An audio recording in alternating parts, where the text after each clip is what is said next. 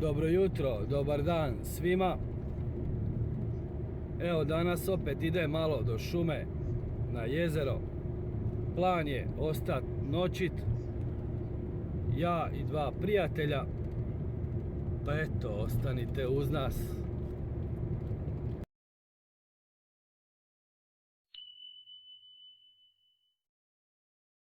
Jednom je jedan mudar čovjek iz Japana rekao: bolje Mazdom na noćenje, na kampiranje, nego Mercedesom na posao.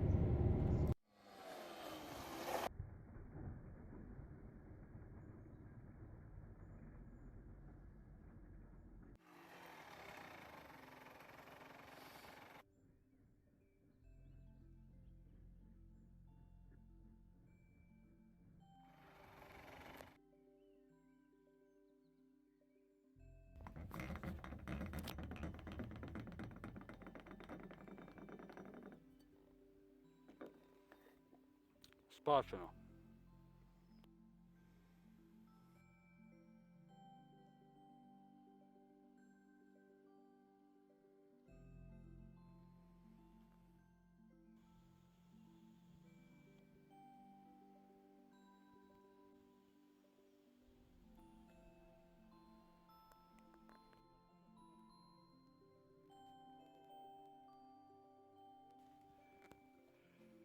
Davore, kak si to izveo? Hoćeš nam reći svoj tajni recept? Show program. Jel u Francuskoj znaju za ovo? A? Francuska kuhinja. Francuska kuhinja. Tradicionalna. I još samo da nam je croissana i to je to.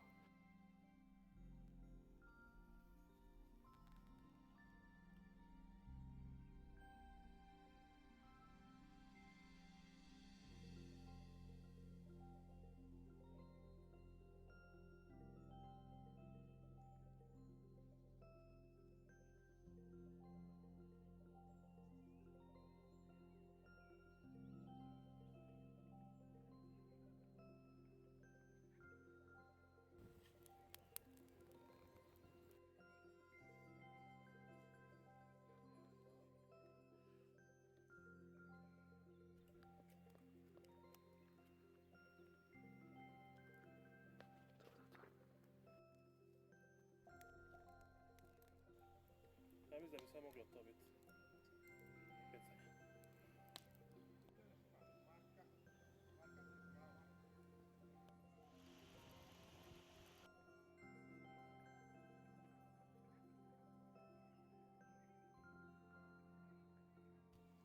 Ima jedne stare cvike doma koje baš sam si ostao.